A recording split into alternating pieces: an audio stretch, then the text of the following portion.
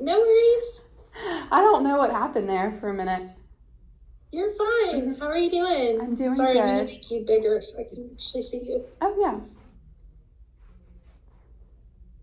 Let's see. I'm going to turn it off a little bit. So you're a Um, student at Troy? yes, ma'am. So I'm a sophomore at Troy, and we have a project. Our final project is to interview someone that you're interested in your career field that you're studying. Yeah. So I've tried to Awesome. reach out to multiple different people, and I really appreciate it that you're Yeah, willing to you're do welcome. this. So, I appreciate your patience with me the last oh, couple days of I doing this. totally understand. I get it. Yeah, so I looked over your questions. I mean, if you want to veer from those, you're welcome Mhm. to do that too. So we Yes, can ma'am. get started whenever you're Yeah. ready. Okay. So my first question is, what got you into event planning? So a couple of things. So one, I started right out of college. I graduated in 2009, a long, long time ago. And my degree was in English, so I really didn't know what I wanted to do. Back then, they didn't have degrees in event planning, I don't think. So one thing was I wanted to create an event that didn't exist.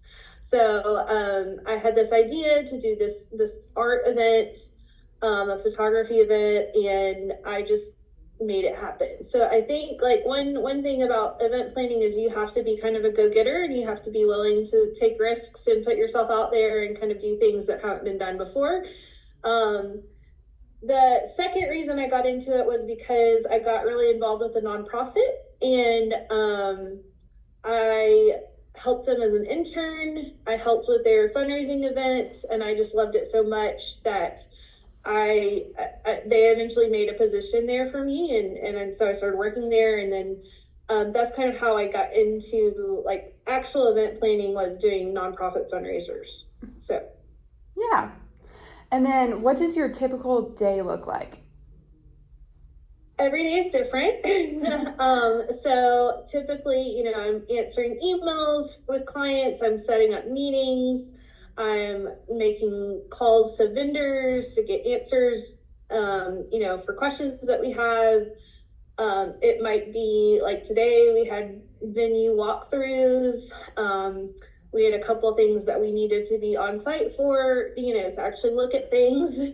Um, and you have to often be pretty flexible for clients, because a lot of times clients are working 9 to 5s, and they can't meet during the day. So sometimes you're meeting at 6 o'clock in the evening, sometimes a Saturday morning too. Mm-hmm. So And then is the event planning job a typical 9 to 5 job, or does it take a lot more time?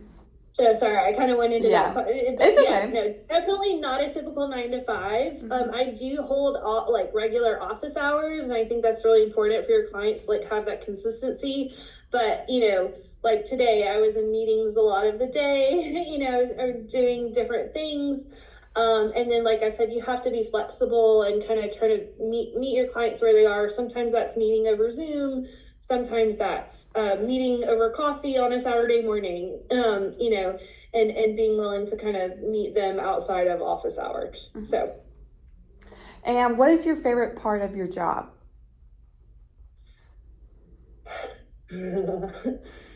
um, I think the favorite part of my job is every new event is a new challenge. I really like meeting different personalities and working with different people. You get to meet their family. As a wedding planner, like this is a very intimate job, and so you're working with their families for many months. And you really get to know people, and sometimes you get to be there for people in ways that you didn't expect. Like sometimes their mom's deceased, and you have to kind of step in and fill a role for them. So I really enjoy, getting to know different families, different clients every time. And just like, every event, there's different objectives, there's just different circumstances, different vendors. So I don't know. I just like the variety that it Mm-hmm. brings. What is your least favorite part of your job? Um, Let me think about that a little bit. Breakdown. um, Breakdown is something that is you have to plan for ahead of time, because at the end of the day, like normally an event day, you're working 12 plus hours. You're there from 8 a.m. until midnight. You know what I mean? So when you get to breakdown, you have to have a very clear plan of what's going to happen and who's going to do what. And B, you have to plan as an event planner, you have to plan for new energy to show up. So I plan, freelancers coming in at 10 o'clock so that they can be my legs and I can just tell them what to do. And by then I'm not just dropping dead on the floor. Mm-hmm. So that's one of the more challenging, and by 11 p.m. you don't want to be there anymore, and you're like, okay, I want to go home. So that's kind of a challenge of the job, but as long as you have a very clear plan and you know what needs to get done and when, then it doesn't have to be so painful. Yeah. Roughly how many hours do you work a week? So I'm a little atypical for an event planner. I mean, I do technically have like 9 to 5 office hours, but I don't think I work 40 hours every week. I probably work more like 30 hours. But again, there are going to be some weeks that are like event weeks, you know what I mean, where I'm working all day Friday, all day Saturday, and so those weeks you're going to put in a lot more hours than other weeks when you're just answering emails and taking meetings. So again, but I think there's other planners who own their own businesses that are definitely taking on a lot more events than I do. I have a toddler, so this is a pretty part-time gig for me, and I'm happy with it being that way. So. How many events do you plan per year? So again, I'm kind of atypical in that, and I give myself limits. I don't do more than 2 events in a month. Now I say that now May I have like 3 or 4 in a row. There are definitely busy seasons and off seasons. And so typically I do about 10 events a year, but I try to do like 1 to 2 a month. With, again, like Christmas, there might be multiple Christmas parties or, something like that. But it also depends on how big they are. And, so I try to set boundaries on what I take on. And I would encourage you to do that too. Like there are some planners who have multiple people that are working underneath them that can take on a much higher volume of events. So if you do, how do you manage working on the weekends? Well, plan ahead, right? For sure. So I often don't work on Mondays. So especially if I've worked a Saturday, I'm absolutely not going to work on Monday. I'm going to take my rest days that I need to kind of regroup and spend that time with my family. So you have to kind of figure out the schedule that works best for you, that you know your circumstances and when you can take the time off and when you need to be working. So but kind of having a consistent schedule like that, like I know, most of my clients know I'm not going to work on a Monday. I'll get back to you on Tuesday. So the setting those expectations in your contracts clearly is really important, so that clients aren't like calling you every hour of the day. Have you always done events for a living? No. So I was a teacher. I was a 7th grade English teacher. So I did events. I did nonprofit events for about 5 years or so. And then I went back to grad school. I was a teacher for about 5 years or so. And then came back to events during the pandemic and kind of fully became a wedding planner at that point. So all in all, I've probably done events for about 10 years, but while I was teaching, I was also doing things like the prom and the spelling bee. And, I was the kind of the person that was always asked to do events because they knew that was my background. So, and I enjoyed it. And it was just something that I always kept coming back to. Describe the most successful event you have held and what made it successful. It depends on what your criteria for success is. Sorry, I'm going to take a sip. I have a little cold. No, yeah, absolutely. So I think what I said earlier, like every event has a different objective, and I think if you meet the objective, and your client is happy at the end of the night, then you've been successful. If that makes sense. Like I can look back on my career and say, okay, well there was one fundraising event that I did where I raised our revenue $30,000, and I was really proud of myself for raising that much money. And if it's a well executed event and you've well exceeded your fundraising goal, then absolutely that's successful. But I think every time it might just be, this bride is really quirky and she has really specific tastes, and how am I going to make this look good? So like, for example, I had a Dungeons and Dragons wedding a couple of weeks ago, and it's like they wanted to put monsters on all the tables, and it's like, how do I make these monsters like wedding appropriate? So it's stuff like that where it's like, if I can use my creativity and figure out, how to meet the goals of the client, then I think that is successful. Mm-hmm. So, what type of events do you specialize in? So mostly weddings. Since I do have a nonprofit background, I do like to pick those things up. Occasionally in education as well, just since those are in my background, but I do a lot of weddings now. What are your favorite events to do?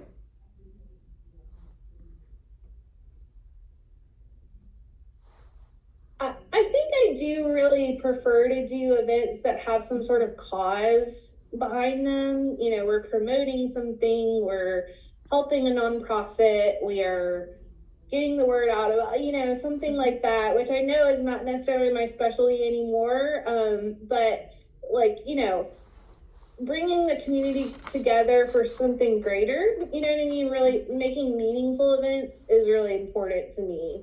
So even with weddings, this is a very routine thing that we do. Everybody gets married.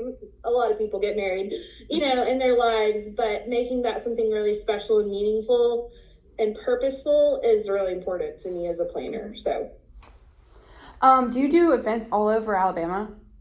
Yes. I typically don't go as far south as like Mobile, but I'm in Birmingham quite a bit. Oh yeah, I'm from Birmingham. Sometimes in Nashville.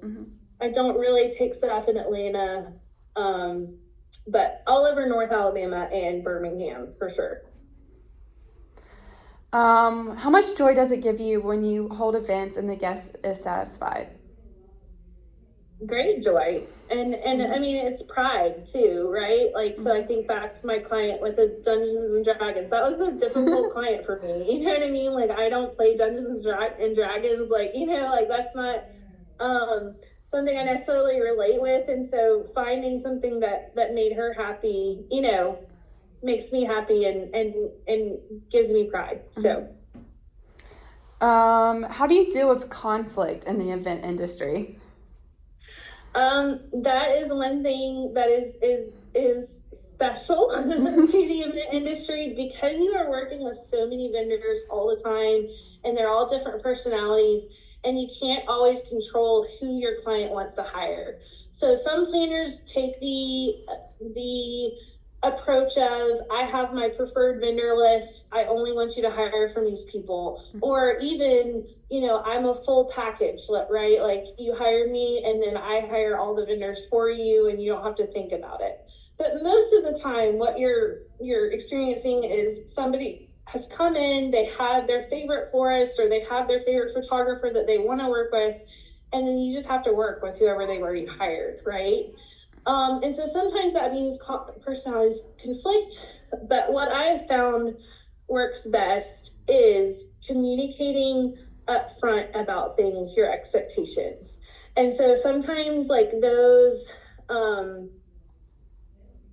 emails or, long timelines can be a pain for vendors to read, or they might not read it, but at least you can say like, hey, that was in the email. You know what I mean? Like, that was on your timeline.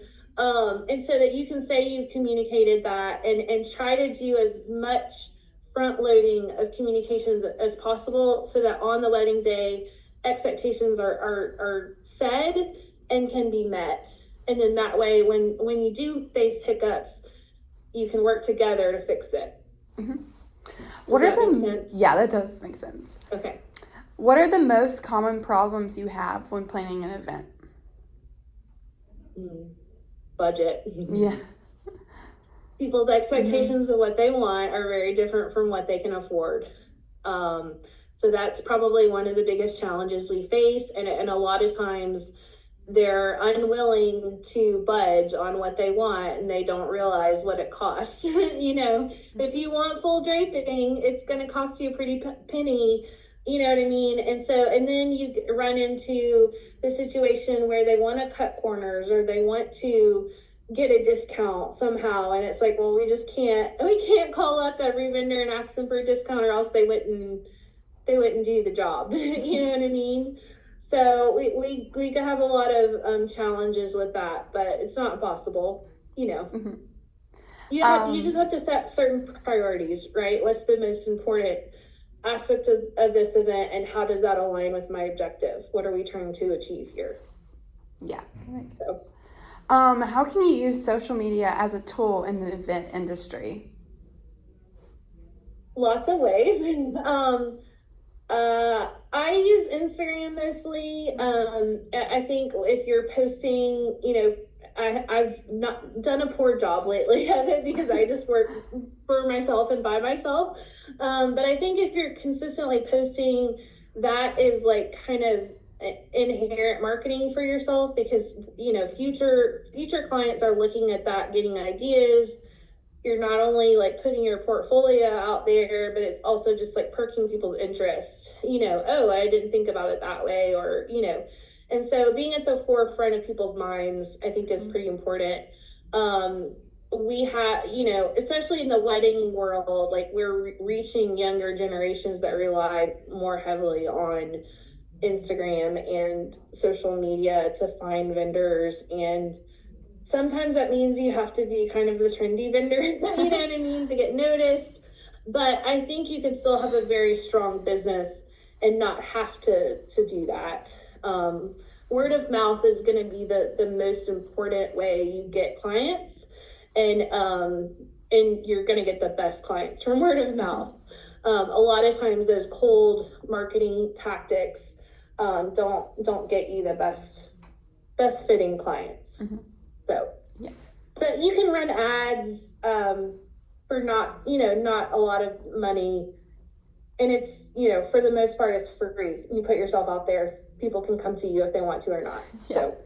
So you already answered this a little bit, but what social media is your business on?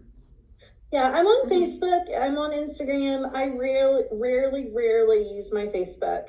I haven't been so great with Instagram lately, but I'm an elder millennial. I don't know if I could ever get into TikTok, but some of my colleagues have been using TikTok and have been pretty successful at gaining, a good following there, and are, pretty popular because they have this following.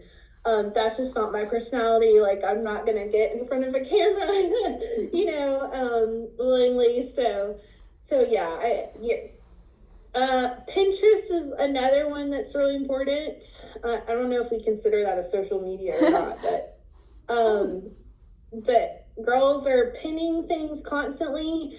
And one thing that I find that's a struggle with that is they're either pinning ideas from 10 years ago, you know what I mean? It's new to them, but it's not new to us. Or they're pinning things that are way out of budget. And so if you present things on there that are realistic, for most brides in our area or most clients in our area, then, the more ideas that are out there, the better for them to be able to see it. So, yeah. What advice would you give me about wanting to work in events as a career?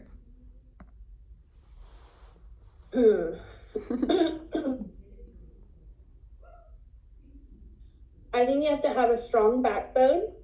You have to be able to stand up for yourself and be confident in your decisions. That sometimes means being the bad guy, and being okay with not being liked sometimes. So I think a lot of vendors don't always work with planners, and so they don't always understand what your role is. and they don't understand like there's all these dynamics going on in the background. I sometimes say like they don't like you're orchestrating the whole pie and these people are like a part of the pie, right? And so I think like if you want to be the leader of that, you have to be able to a communicate with people effectively, be a leader, and be confident in what you decide and what your plans are. You also have to be flexible and creative. A lot of this is, what do I do when the guy around the corner starts smoking? Like, what am I going to say to him? You know what I mean? And like, you have to kind of on the fly make decisions. I don't know what other fields you've studied, but I laugh at because teaching was so similar to event planning because you're constantly making decisions in the moment and having to pivot when things, because you can't control people, right? People are going to be people. They're going to do things, especially when there's alcohol involved and, different things going on. And so you can plan to a T on paper, but really you have to be ready when things don't go as to plan as what's on your paper, and you have to pivot. So you have to be willing and able to do that as well. Okay. And then the last question is, what is some advice on finding an event internship? I think you have to be willing to start at the very bottom. You might have to be willing to take unpaid work, offer to clean candlesticks and polish glassware for people. Don't just think about starting for an event planner. A lot of planners get started in other fields, like not fields, but like starting for a rental company or starting for a florist. Like, so as event planners, like we really dabble in everything and we have to have some sort of knowledge in all of these, industries that we work with. And so, kind of getting your feet wet in any of those areas, then you start making connections, and it's those doors that open from those personal connections that you've made that matter. So be willing to start from the bottom and treat people kindly, because people remember how you treat them. So okay, well, that's all I have, and I really appreciate it for you taking your time to answer my questions. Well, let me know if you ever need anything. Thank you. Are you from Huntsville or? No, ma'am. I'm from Birmingham. Okay, cool. Oak Mountain area. Cool. Yes, ma'am. Yeah. Well, if you ever want some experience, let me know. Thank you. I will. And we'll be around. Okay. Well, good luck to you. Thank you so much. Have a good rest of your night. You too. Thank you. Bye.